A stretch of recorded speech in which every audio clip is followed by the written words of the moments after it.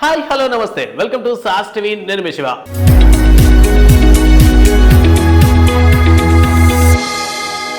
Present మన సంక్రాంతికి మన ముందరికి సంక్రాంతికి వస్తున్నాం అనేటటువంటి సినిమాతో అనిల్ రావిపూడి గారు వెంకటేష్ గారి కాంబోలో వచ్చినటువంటి థర్డ్ మూవీ అనమాట. సో నిజంగా సంక్రాంతికి వచ్చినట్టే పొంగల్ ఎఫెక్ట్స్ ని అలానే సినిమాలో చూపించారు. సో పండగ మొత్తాన్ని 2.5 గంటలు మనకు చూపించేశారు. సో ఈ క్రమంలో చూసుకున్నట్లయితే సినిమాకి సక్సెస్ మీట్ అనేది కండక్ట్ చేసిన విషయం మనకు తెలిసిందే. సో ఈ సక్సెస్ మీట్ కి సూపర్ స్టార్ మహేష్ బాబు గారు ఎంటర్ అయ్యారు. సో ఈ సక్సెస్ మీట్ లోనే ఒక ఇంట్రెస్టింగ్ విషయం బయటకు వచ్చింది. అదేంటంటే యాక్చువల్ గా మల్టీ స్టారర్ అనేటటువంటి సినిమాలు మనకి ఎన్టీఆర్ గారు ఏఎన్ఆర్ ఉన్నప్పటి నుంచి తెలుసు. బట్ మన 90s కిడ్స్ కి మల్టీ స్టారర్ ఫిల్మ్ అంటే సీతమ్మ వాకిట్లో సిరిమల చెట్టు.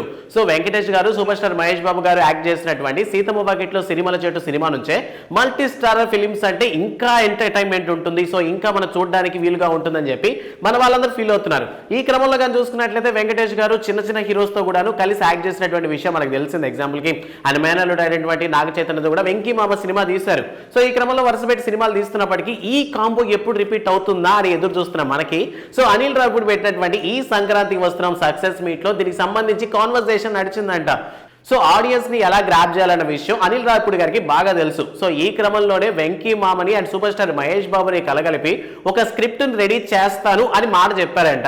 సో ఆ మాటకి ఇద్దరు కూడాను ఓకే అనేసినట్టు ప్రెసెంట్ టాక్ నడుస్తోంది. ఇప్పటికే సూపర్ స్టార్ మహేష్ బాబు గారితో అనిల్ రావిపూడి ఆల్రెడీ సరిలేరు నీకెవరు సినిమాతో వర్క్ చేశారు. ఇక వెంకీ మామతో డైరెక్ట్ గా 3 సినిమాలే చేశారు. సో వీళ్ళిద్దరిని ఒక సినిమాకి ఒప్పించడం పెద్ద విషయం కాదు. బట్ ఓవరాల్ గా చూసుకున్నట్లయితే అనిల్ రావిపూడి గారు ఏంటంటే ఒక కథని రెడీ చేసుకుంటే 1 year లో సినిమా కంప్లీట్ చేసేస్తారు.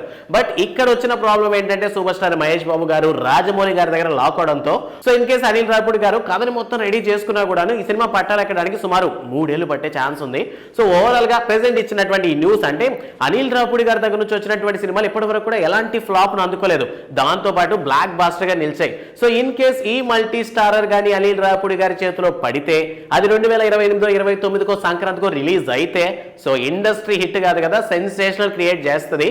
సో ఓవరాల్ గా ఈ మల్టీ స్టారర్ ప్లాన్ మొత్తం మీద ఈ సక్సెస్ మీట్ లో మాట్లాడడం, ఆ విషయం బయటకు రావడం ప్రెసెంట్ సోషల్ మీడియాలో ట్రెండింగ్ గా నడుస్తోంది. సో ఇన్ కేస్ సీతమ్మ వాకిట్లో సినిమాల చెట్లు అన్న తమ్ముళ్ళు లాంటి క్యారెక్టర్స్ చేశారు. బట్ అనిల్ రావిపూడితో సినిమా ఉంటే క్యారెక్టర్స్ చాలా ఎంటర్టైనింగ్ గా ఉంటాయి. లైక్ మనకి F2 లో ఉన్నట్టు, వరుణ్ తేజ్ వెంకటేష్ గారు ఉన్నట్టు. సో తోడల్లుళ్ళు లైక్ ఈ వర్షంలో ఉండబోద్ది కాబట్టి సో ఈసారి ఏ విధంగా ట్రై చేయబోతాడు, ఇన్ కేస్ కథ ఇవ్వబోతే ఏ కథ నుంచి లింక్ చేయబోతారు అనే విషయం మీకేనా ఐడియా ఉంటే ఆ విషయాన్ని కామెంట్ సెక్షన్ లో మాతో పంచుకోండి.